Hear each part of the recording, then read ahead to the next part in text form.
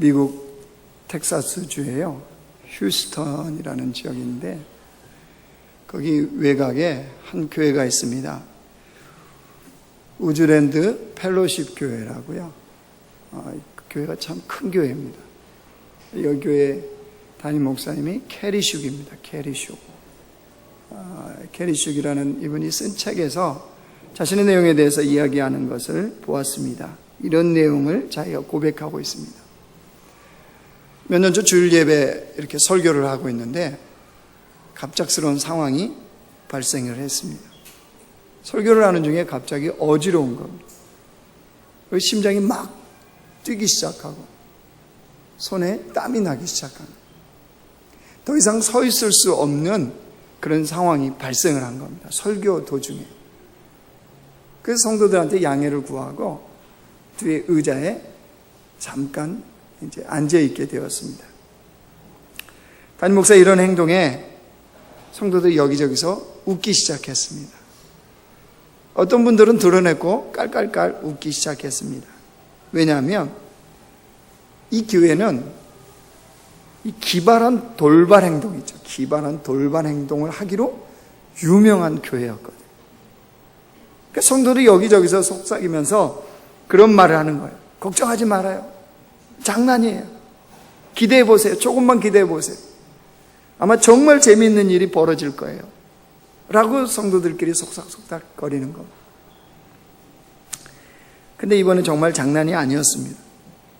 아무 일도 일어나지 않았습니다. 고요한 장막이 쫙 흐르니까 찬양팀이 나와서 이제 찬양 두 곡을 인도하는 겁니다. 찬양 두 곡을 하는 동안에 캐리 목사님이 이제 정신을 차렸습니다. 다시 기운을 차리고 그날 설교를 하고 예배를 마치게 되었네요. 오후가 되니까요 말짱한 거예요. 내가 언제 아팠나 말짱한 겁니다. 그래서 생각하기를 지난주에 걸렸던 감기의 영향이 지금 이렇게 드러나나 보다 라고 생각하고 지나갔어요. 문제는 그 다음 주입니다. 그 다음 주 주일날 설교하는데 또 동일한 현상이 나타나는 거예요. 심장이 막 두근거리고요, 어지럽고요, 손에서 막 땀이 나기 시작하는 거예요.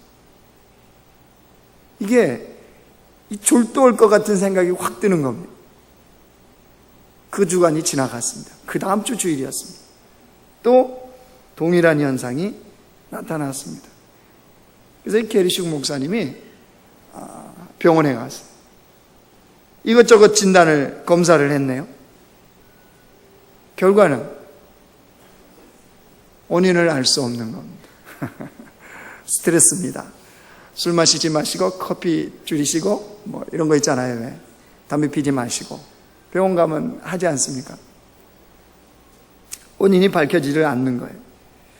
근데 이 증상이 갈수록 설교 시간에만 그런 게 아니라요, 밤에 잠을 자다가도 이게 어지럽고 심장이 막 뛰고 몸에 땀이 나기 시작하는 거예요.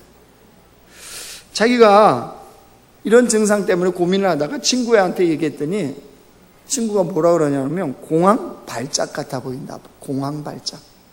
공황장애에 의한 발작으로 보인다라고 친구가 말을 해준 거예요.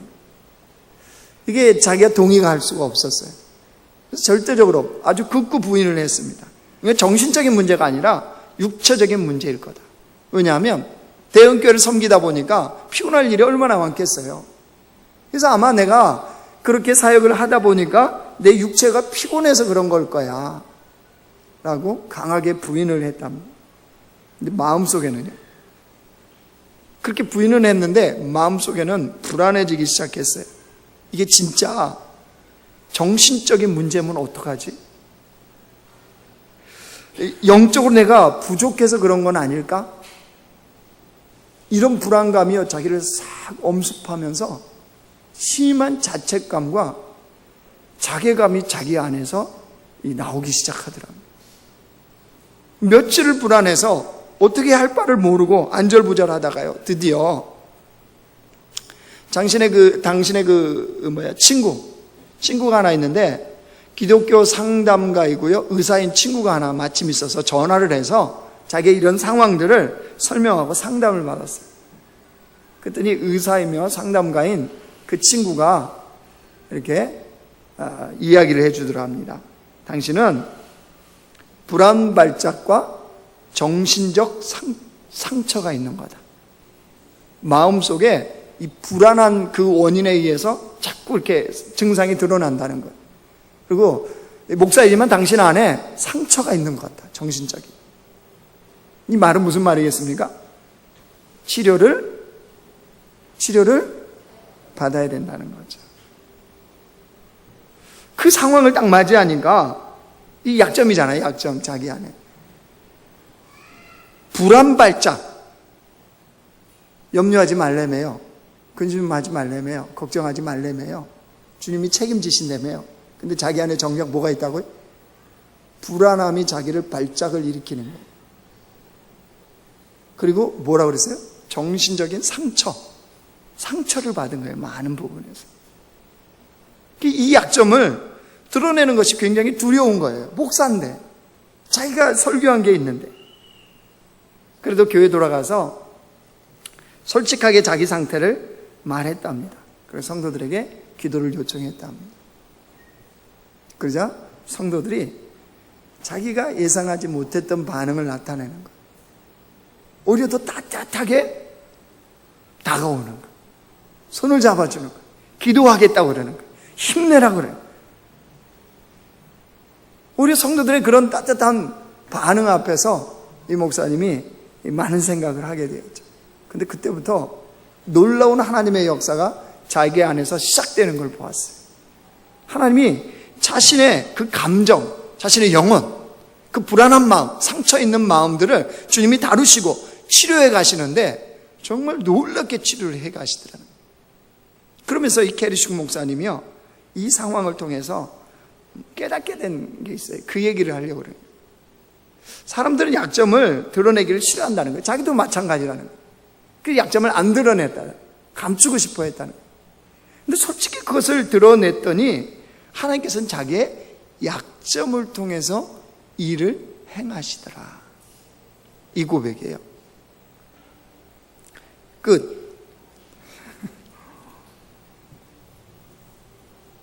여러분, 사람들은 약점을 감추고 싶어 합니까? 드러내고 싶어 합니까?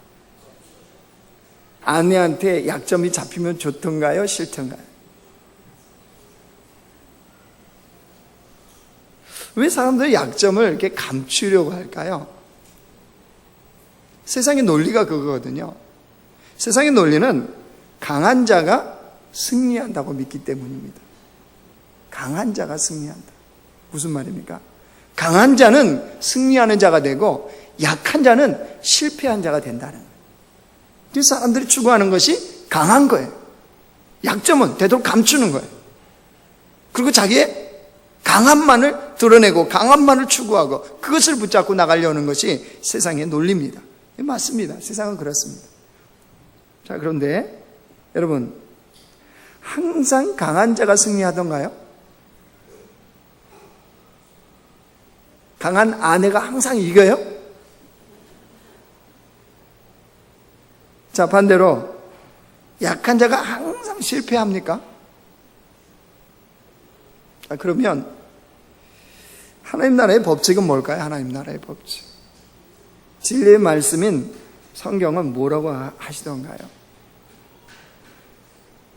진리의 말씀 성경은요, 십자가의 진리는 약한 그때가 곧 강함이라 이렇게 말씀하십니다. 약한 그때가 곧 강함이라는 거예요.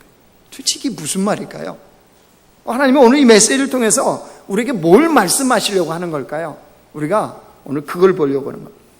오늘 사도 바울이요, 자신의 약함을 지금 이야기를 하고 있습니다. 자기의 약함이 이렇다는 거예요. 7절 말씀 보십시오.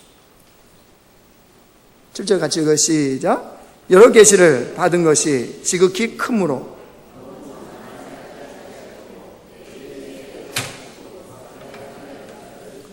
이는 나를 쳐서 너무 자만하지 않게 하려 하십니다. 바울이 자신이 하나님으로부터 받은 놀라운 계시가 있다는 거예요. 근데 그럼에도 불구하고 자기에게 약점이 있대요. 그게 뭐라고 그랬습니까? 육체의 가시라고 그랬죠. 그거를 뭐 안질이라고 그러고도 간질이라고 그러고도 그러고 그러는데 어쨌든 그것이 무엇이든 분명한 건 뭐예요? 그 육체의 가시가 바울을 괴롭혔다는 거예요. 불편하게 했다는 거예요. 힘들게 했다는 거예요. 그러니까 그 육체의 가시를 뭐라고 그랬어요? 사단의 사자다. 사단이 준 사자와 같이 자기를 불편하고 괴롭히고 힘들게 했다는 거예요. 즉 자신의 인생을 딱 올과매는 올무와 가시와 같은 것이었다는 거예요. 그래서 바울이 어떻게 했다는 거예요? 그냥 있었다는 거예요? 아니죠. 8절 말씀 보십시오. 이것이 내게서 떠나가게 하기 위하여 내가 3번 주께 간구하였더니, 없애달라고 하나님께 뭐 했대요? 간구했다는 거죠. 기도했다는 거죠. 몇 번이나요? 3번. 왜 3번이요? 그만큼 간절했다는 거예요. 너무나 절실했다는 거예요. 이 문제가 자기가 가지고 있는 이 육체의 가시, 이 약점, 이 약함이 너무 간절했다는 거예요. 뭐예요? 없어지는 것에, 하나님이 거두어 가시는 것에, 치료하시는 것에 너무나 간절했다는 거예요. 근데 여러분, 바울이 이런 어려움만 인생에 있었을까요?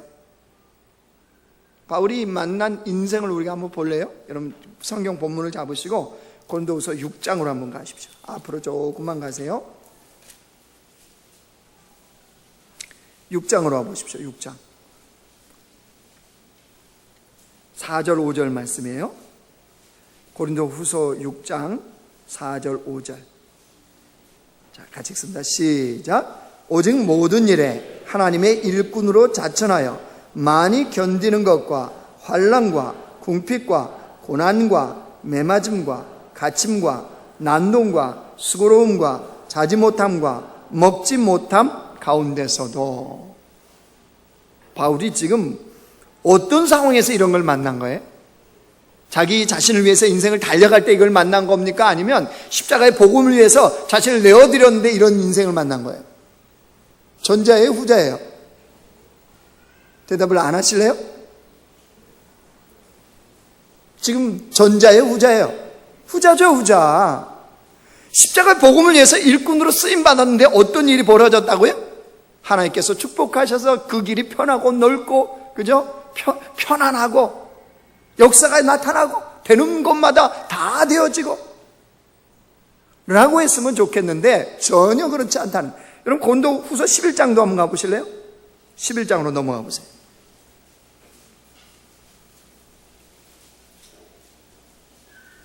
고린도후서 11장 23절에서 27절입니다.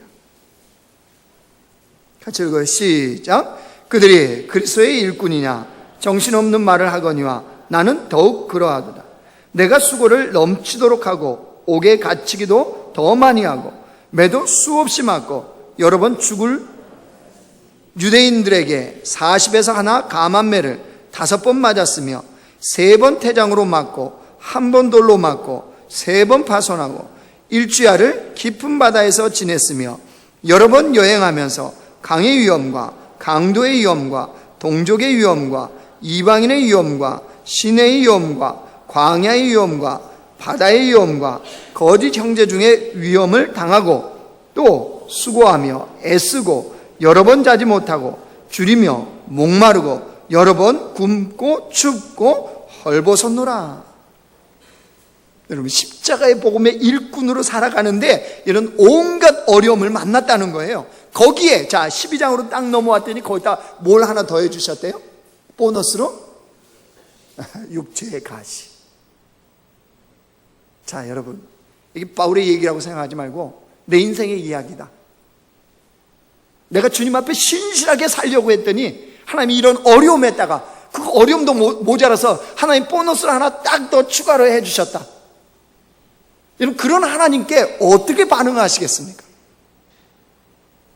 그런 하나님을 만났다면 내가 믿는 하나님은 이런 하나님입니다. 어떤 하나님이라고 여러분 소개할 수 있겠습니까?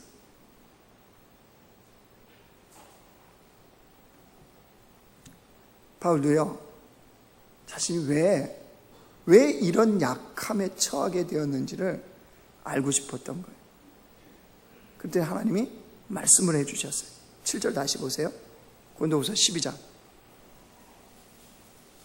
여러 계시를 받은 것이 지극히 크므로 너무 뭐하게 하려고요? 자만하지 않게 하시려고 내 육체의 가시 곧 사단의 사자를 주셨으니 이는 나를 쳐서 너무 뭐하게 해요? 자만하지 않게 하려 하심이라. 바울이 뭘 본 사람이에요?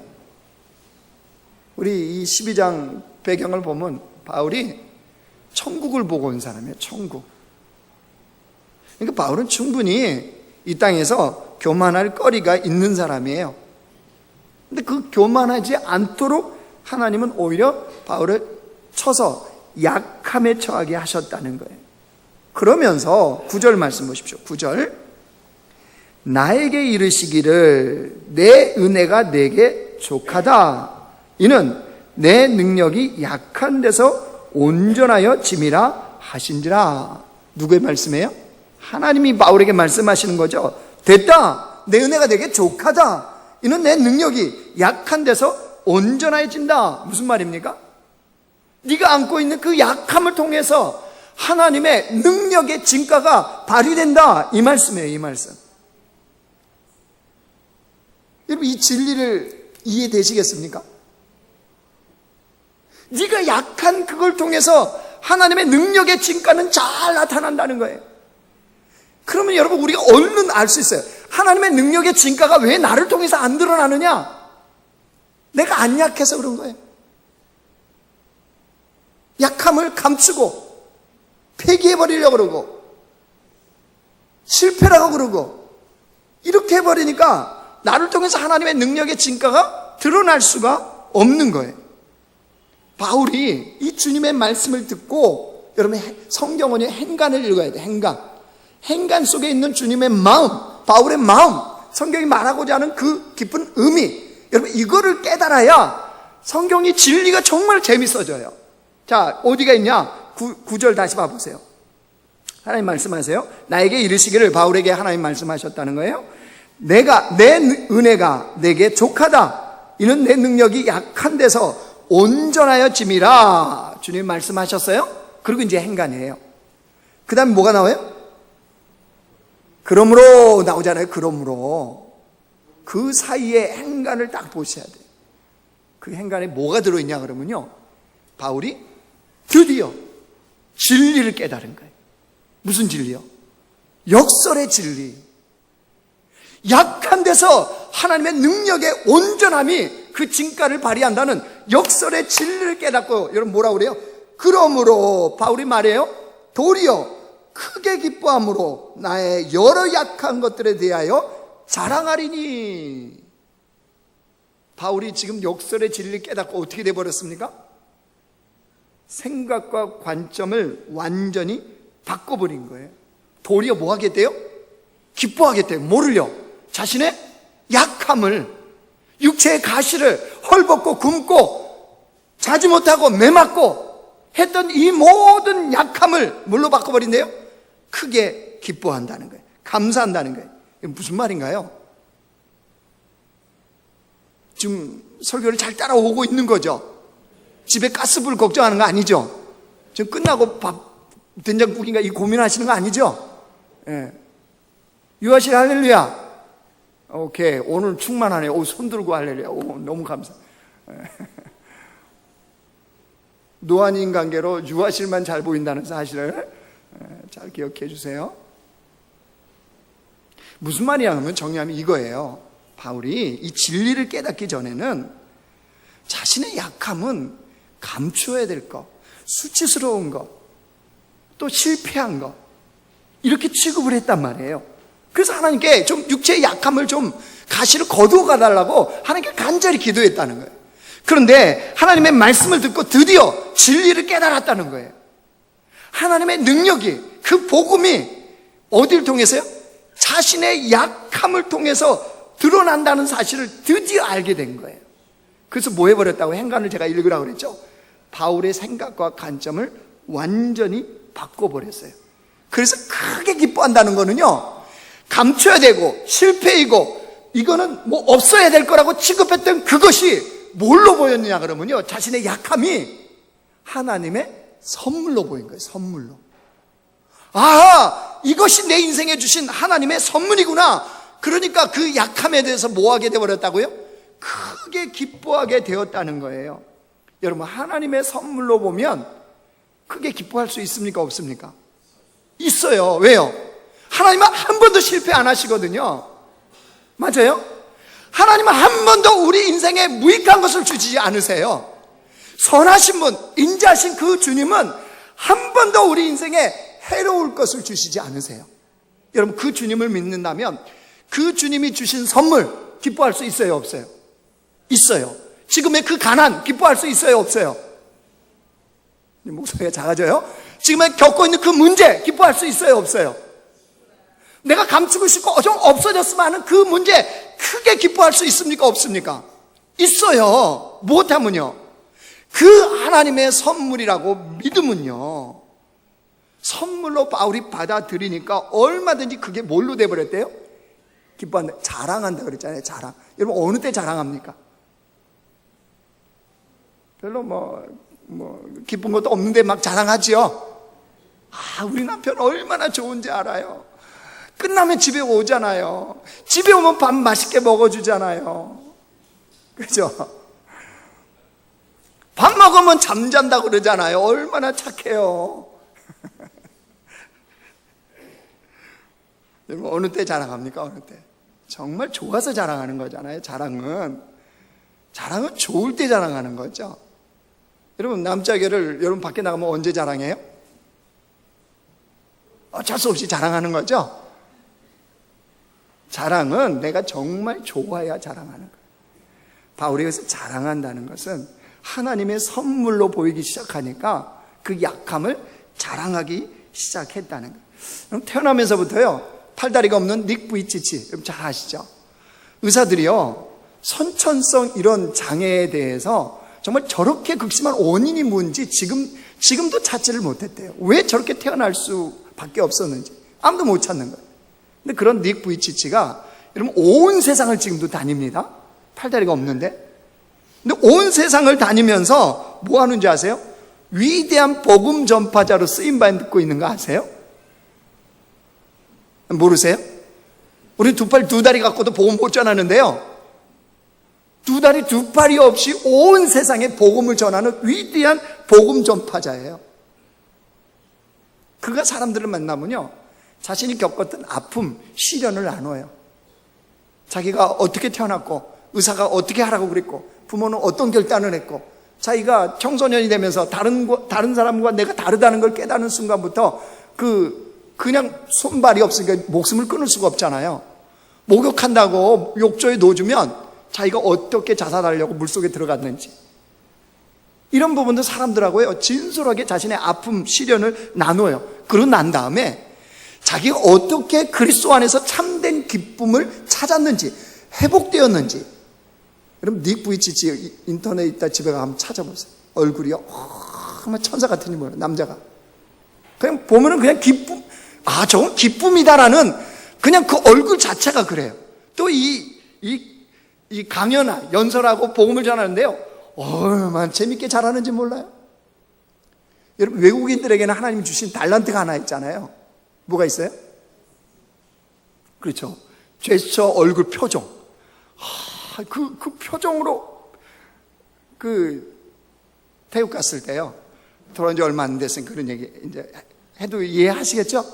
지가 몇 달 지나면 안 하겠죠, 뭐. 저희가 이게 섬을 배 타고 이제 여행을 가게 됐어요. 많은 사람들이 그 배에 한 30-40명이 탔어요. 한국 사람은 뭐 저희 가족밖에 없죠. 근데 보니까 외국인이 가족이 또 옆에 앉아 있어요. 그 남자 외국인이 얘기를 하고 딸이 둘이더라고요. 아내하고 얘기하고 옆에 사람하고 얘기하는데 못 알아들어요. 제가 어떻게 알아들어요? 뭔 얘기하는지. 저한테는 얘기 안 하니까. 근데 그 표정을 보면 지금 저건 무슨 얘기다. 올 때 홍콩을 경유해서 왔는데 너무 힘들었다고 그랬구나. 어떻게 알아들었을까요? 그 남자의 표정이 다 말해주는 거예요. 저 얘기하는 거구나. 왜요? 중간 단어는 들리잖아요. 안 들립니까? 홍콩 뭐 이런 거 들리잖아요. 다른 건 안 들려도.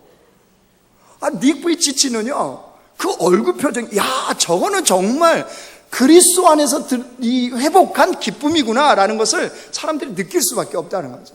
그런데 그러면서 복음을 전하는데 복음이요, 그 사람들에게, 모여있는 사람들에게 소망으로 들어가는 거예요.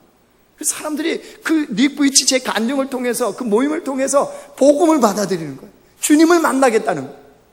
이런 놀라운 일을 닉브이치제가 지금 하고 다녀요, 온 세상에. 근데 어떤 사람이 물어봤어요, 닉브이치제한테. 만약에 하나님이 지금이라도 팔다리를 준다고 하면 어떻게 하실래요? 자, 여러분에게 그 어려움들이, 온갖 어려움들이 있어요, 지금. 하나님이 이거 해주신다 그러면 여러분 어떻게 하실래요? 1부 때도 반응이 없더니 2부 때 똑같아요. 다 이제 실제적인 거예요. 여러분 100억을 주겠다! 어떻게 하실래요? 그렇지, 즉시 반응을 하죠, 즉시. 반응하신 분들만 인생의 100억을 받으시기 바랍니다. 묵묵부답하신 분들은 그냥 영원히 묵묵부답하시고. 닉브이치지도요, 숨도 안 쉬고 대답을 했어요. 뭐라고 그랬느냐?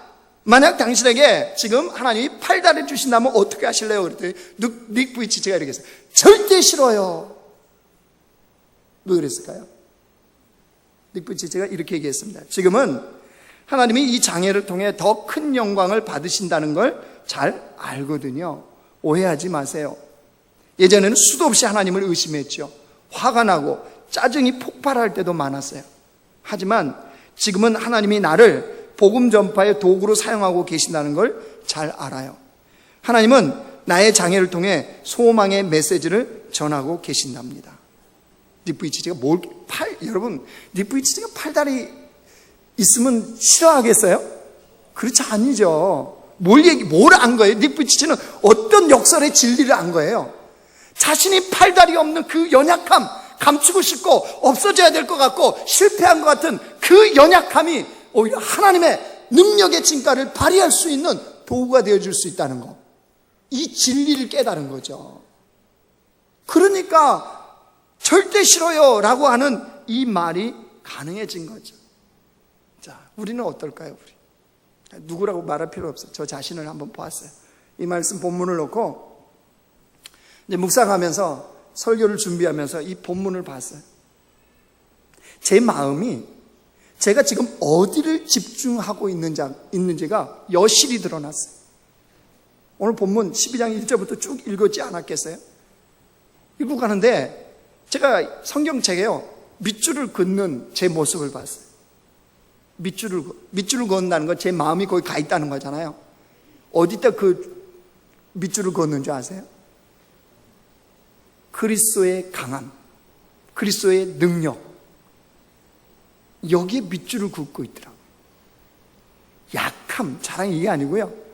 그리스도의 능력, 강함, 여기에다가 밑줄을 긋고 있는 저 자신을 발견했습니다. 저의 실체인 거죠. 그런 순간 설교가 딱 막히기 시작한 거예요. 하나님이 주셨던 감동은, 하나님이 이끄시는 설교의 핵심은 그게 아니거든요. 근데 저 자신을 보니까 여전히 그리스도의 능력, 그리스도의 강함, 거기에만 나의 마음과 나의 시선과 이게 온통 거기를 향하고 있더라는 거죠. 그러면서 하나님이 십자가를 생각하게 하셨어요.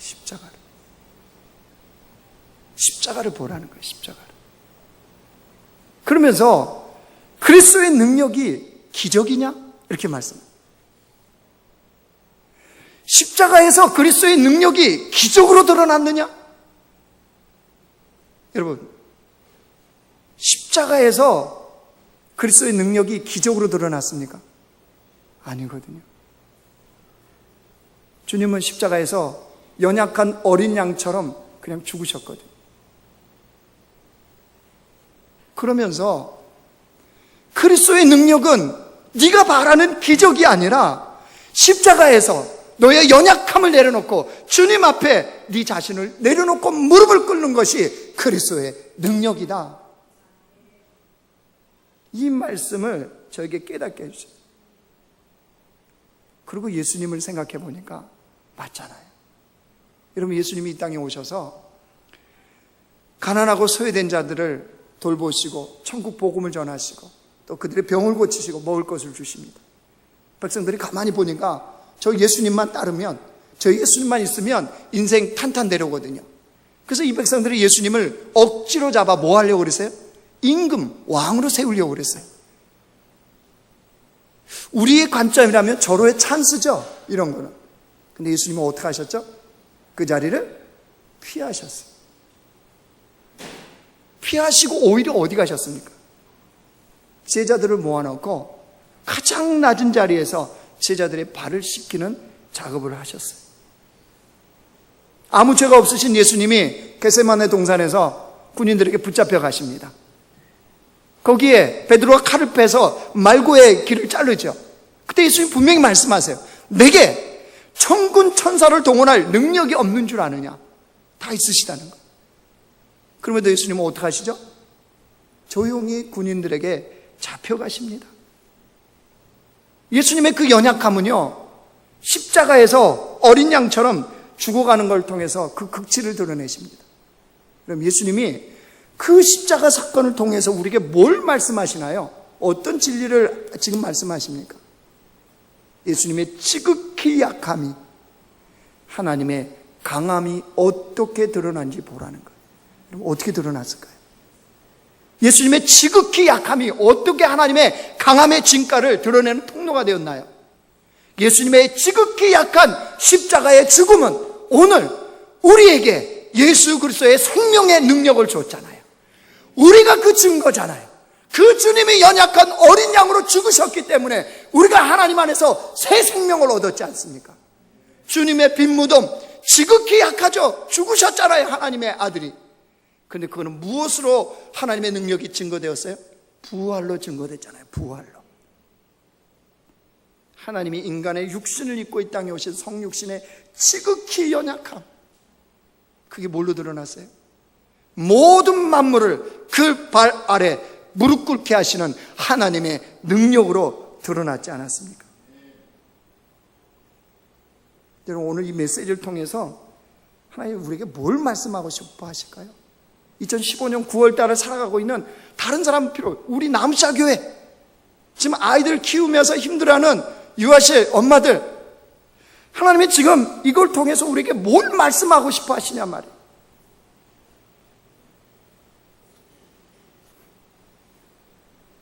마지막 원고가 이제 한 페이지밖에 안 남았어요. 여기서부터는 잘 들으셔야 돼요. 깊이 새기셔야 돼요. 10절 말씀 보십시오. 고린도후서 12장 10절 같이 읽습니다. 시작. 그러므로 내가 그리스도를 위하여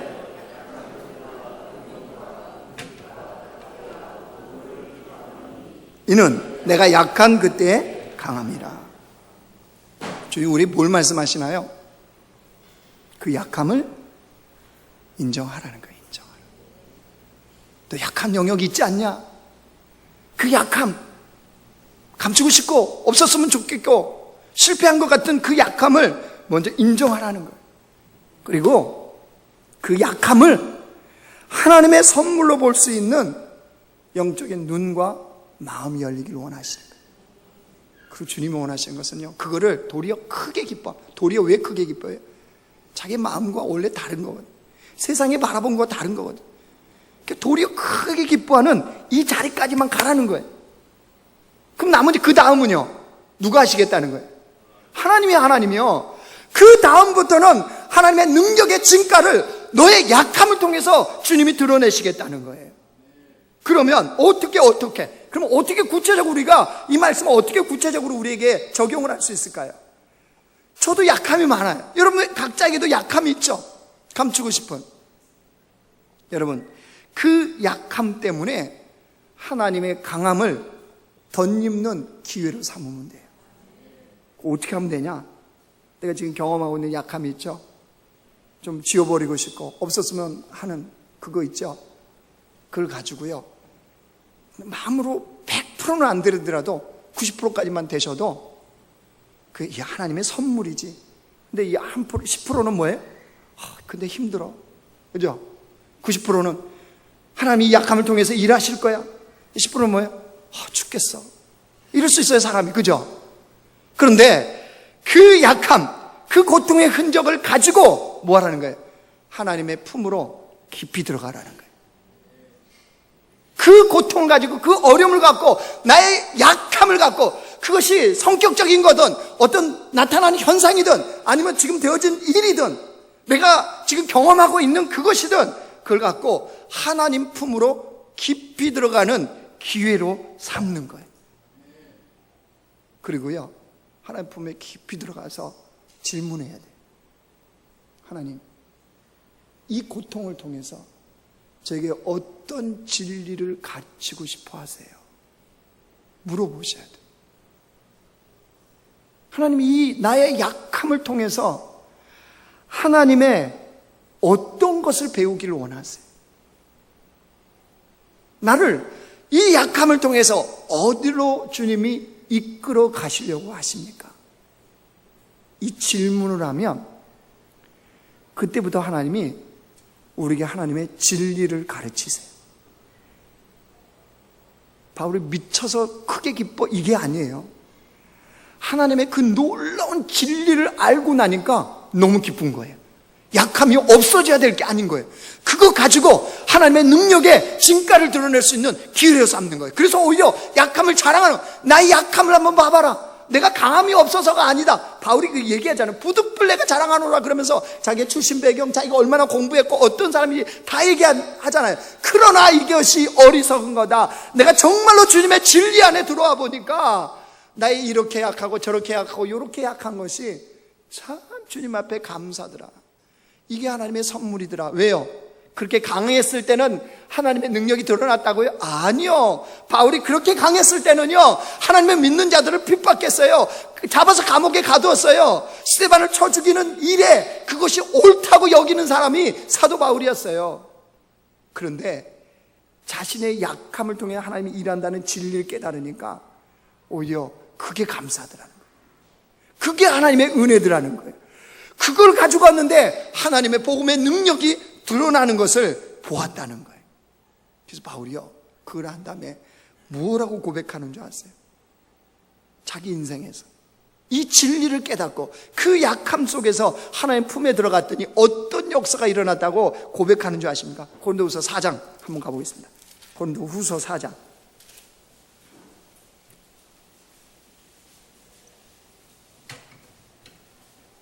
288쪽입니다. 신약성경 고린도후서 4장 7절에서요 10절입니다. 우리 같이 읽습니다. 시작. 우리가 이 보배를 질그릇에 가졌으니 이는 심히 큰 능력은 하나님께 있고 우리에게 있지 아니함을 알게 하려 함이라.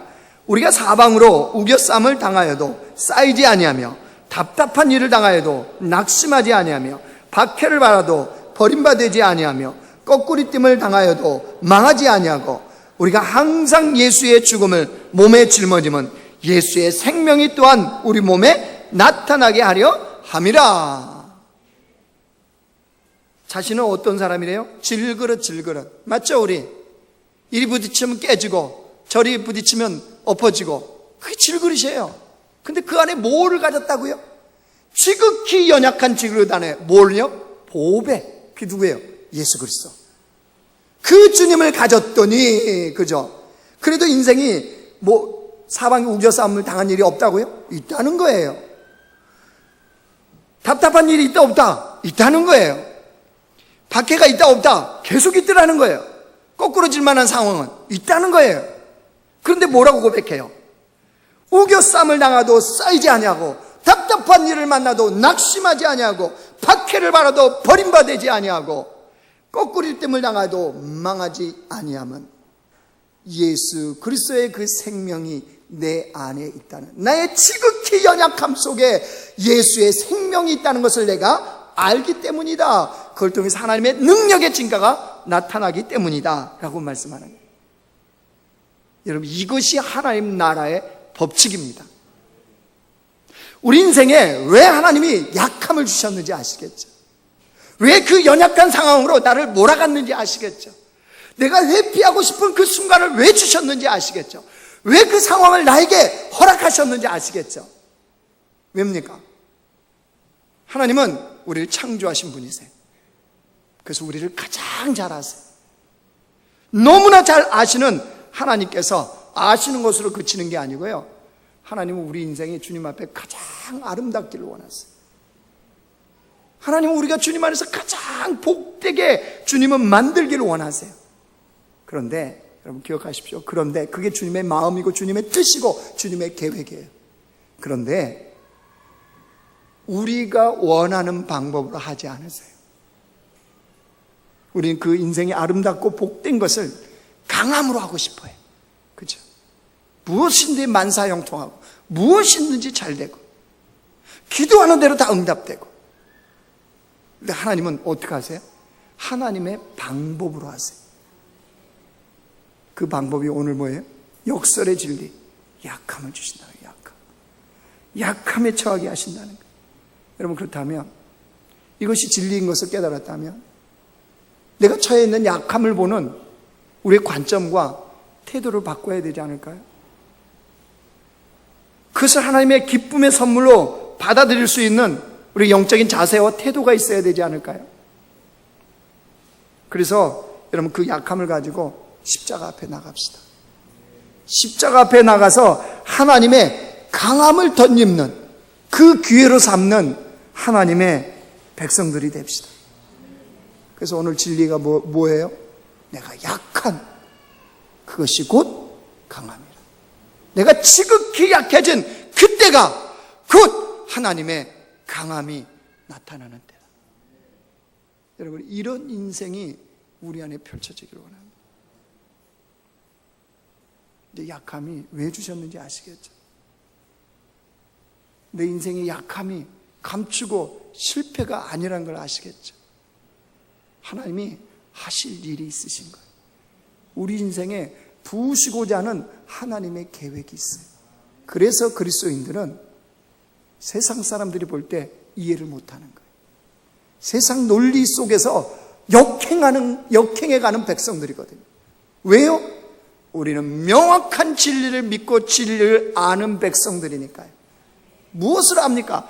우리는 결론을 알아요. 하나님이 우리 인생을 실패하게 만드시지 않으세요. 하나님이 우리 인생을 그냥 내버려 두지 않으세요. 아무데나 방치하는 인생이 아니에요. 우리의 인생은 승리입니다. 우리의 인생은 하나님의 가장 좋고 가장 아름다운 인생으로 세워가는 생명의 인생입니다. 이걸 믿기 때문에 과정 중에 어떻게 한다고요? 얼마든지 걸어가는 거예요. 아픈 건 아픈 거예요. 맞아요. 불편해요. 힘들어요.